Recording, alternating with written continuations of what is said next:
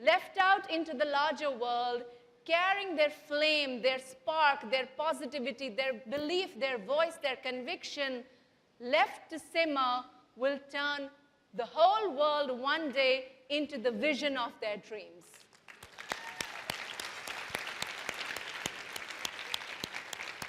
So do not underestimate your power. Do not underestimate your own inner power.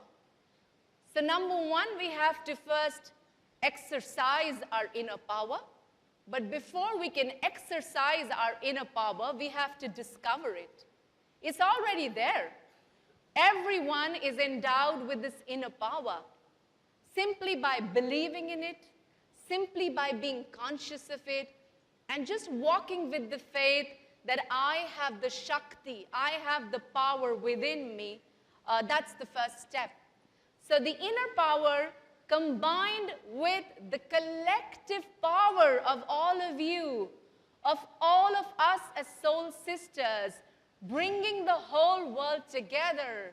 Your inner power plus your collective power is equal to unstoppable. It really is. It's unstoppable. You will experience it firsthand. I have been experiencing it for the past few years, ever since I gave myself to this miraculous process of connection and transformation and change. And people tell me, you're doing it. And I feel very humbled when they tell me that I'm doing it. We have a saying in India which says, if it's great, it must be God. If this whole great movement of change, of revival, of remembrance, of connection, of solidarity, of coming into our own power and creating, co-creating the world that we wish to create, if it's happening, believe me, there's a force out there which wants this balancing act to happen, which wants to rebalance the world with energies. This whole nature as we know, the whole universe as we know, has been going on for billions of years. And now that its balance is threatened by forces of hate, divisiveness, intolerance, it is time for the primordial caretakers, the primordial nurturers, who we know as women, to come take the stage and lead from the front. It's time for all of you to come together and change the world and bring it back to its source and bring it back to its roots, the roots of humanism, the roots of love, the roots of all of us as one. And you cannot do that if you are not strong in who you are. You need to be strong emotionally. You need to be strong financially. You need to be strong energetically. You need to be strong relationally. You need to be strong in every possible way to take on this mammoth task. But you have it all in you. Let's not forget that the women over here who are doing whatever they are doing within their own family circles, their own small businesses, their own companies, their own professions, their own practices, are already excelling. The only thing that we don't do enough for ourselves is that we don't do enough for ourselves, right?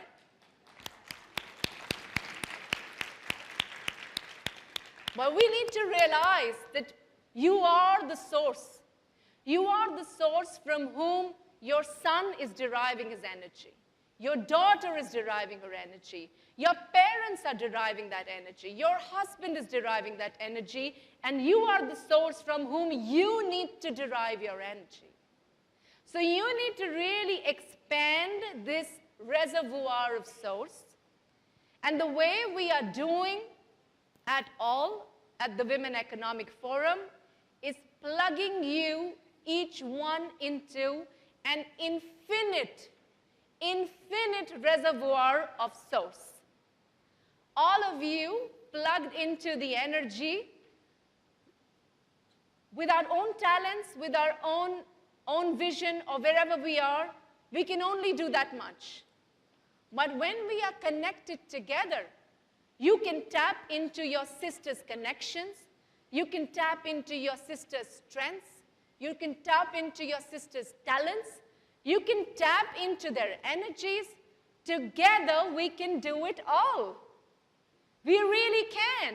And all it requires is for us to put behind those divisions that come into our mind, as I said, for baggages of history and politics, and remove those baggages, remove those boundaries, and connect to each other as women, as sisters.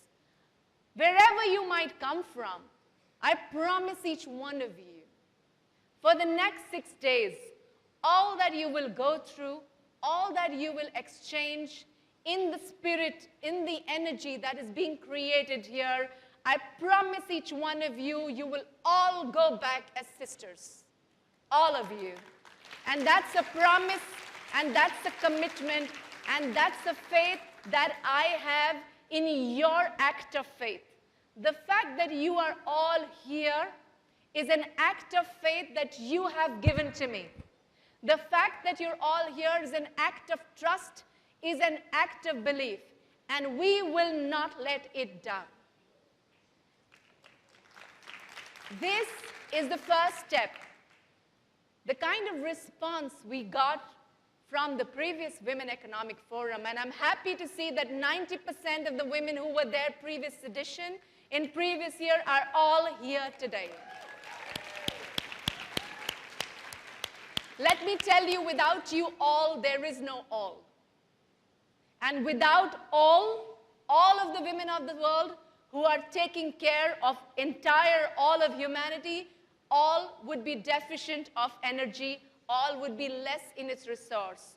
So let's not forget as we walk the path, let's not limit ourselves to the circle that we have created. Each one of you is a harbinger of change. Each one of you can lead a circle of hundreds of women and take the light out. From the last year when we had 400 women from 25 countries, and we saw the magical energy that got created, I felt an inner calling, really an inner calling that told me, go, don't stop. And I found a hotel, the Pullman Hotel, which could accommodate the largest number of delegates and speakers and people in New Delhi. And this is really largest in India. And of course, we want everyone over here to benefit from the huge business opportunities that India has to offer to all. And that's why we do it, the big marathon Women Economic Forum in India, so that all of you, and I'm personally available here to help each one of you to figure out how to expand your business. Having said that, it said, don't stop at 400. Don't stop at 25. Your stage is for all. So little by little, we found this larger space for 1,500 people, and we set a target. Let's have 75 countries and 1,500 women. I must share with all of you that this morning, we are 109 countries represented in this room.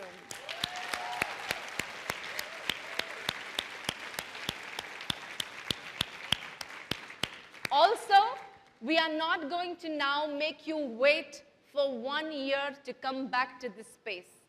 This space should be created as often as we can create it. It should be created in as many parts of the world as we can create it. I'm delighted that we are already thinking of hosting a regional Women Economic Forum of 2 days, not 109 countries, 20 countries maybe, not 1,500 people, 150 maybe, but keeping the same spirit and the same essence and keeping the energy flowing and going the whole year round, so that all you have to wait is maximum a few weeks to get back into the space again, meet new women, new people, men from different parts of the world, and keep expanding your circle. As I said, one of the biggest things that keeps us back is the fact that we don't have enough connections. When we don't have enough connections, we feel, oh, I want to do it, but how can I do it? She can do it, or he can do it because he or she knows so and so and so and so. So just like we go to somebody who we feel has all the connections and all the contacts, we should become a source of connections and contacts for people around us. So that when somebody wants to find something, they say, hey, Rita, do you know somebody in Japan?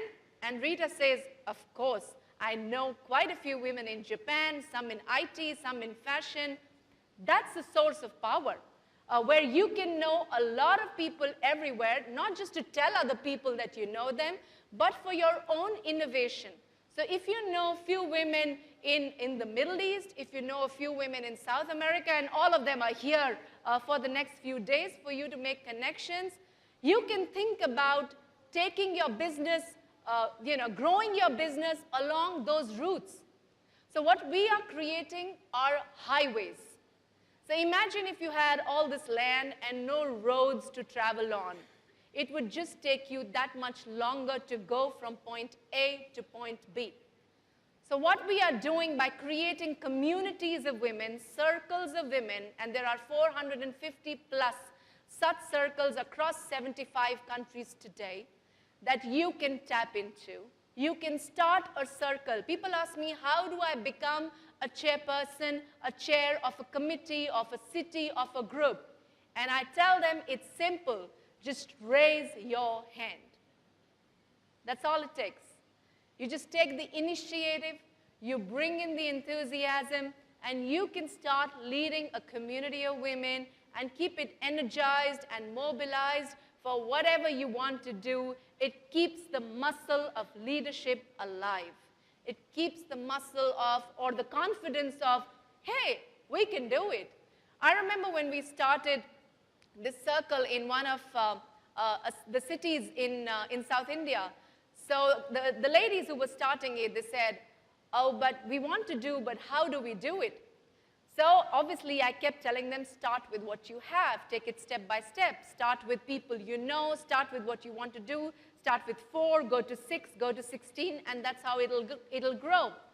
Today, they have decided, look at their ambition and look at the confidence and the courage of their ambition, and they say, oh, we know how to do it. We are setting up 50 new chapters and going to the interiors and the villages so that our sisters in the villages also have these roads so that they can go from point A community to point B community and take it forward over there. It all begins with the confidence.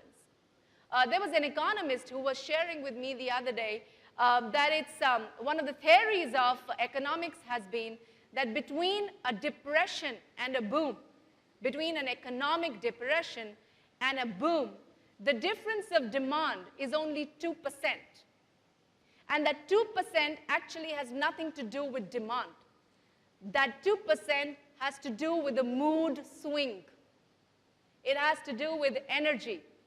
So if I'm feeling everything around me is bad, it's a bad time, I hold on to my money and I stop spending, and that adds to the depressive forces in the economy. And the moment I feel, oh, it's good, things are going better, oh, it's nice, there's opportunity there, I open the purse strings, I start investing, I start spending, and that pulls back the economy up. Even at Harvard now, the latest case study has been leadership by energy. We've heard about leadership by so many verticals. And when I read that article, I said, thank God. That's what we've been saying. Start with the positive energy. Because the theory of entrepreneurship is very good. You have all these 10 points, be like this, be like this, be like that, and you're a great entrepreneur. So to take an example, to an entrepreneur, we always say, look at every obstacle as an opportunity. But how do you actually do that? When a crisis comes on your face, when an obstacle, a really big one, a challenge is thrown at you, how do you actually turn it into an opportunity if you do not have the constant energy to turn that obstacle into opportunity? And that's why it's so important to have high energy. That's why it's important to have that mood swing, everything's okay. Because when you think and when you feel everything is okay, well, everything is okay. And that's the energy level that we need to be operating from as women to really go to the next level of leadership, to not just lead ourselves into the next level of strength that we are capable of, but lead our children, lead our families, and lead the future. And all of you in this room, each one of you in this room is capable, entirely capable, more than you think capable of it all. Thank you very much.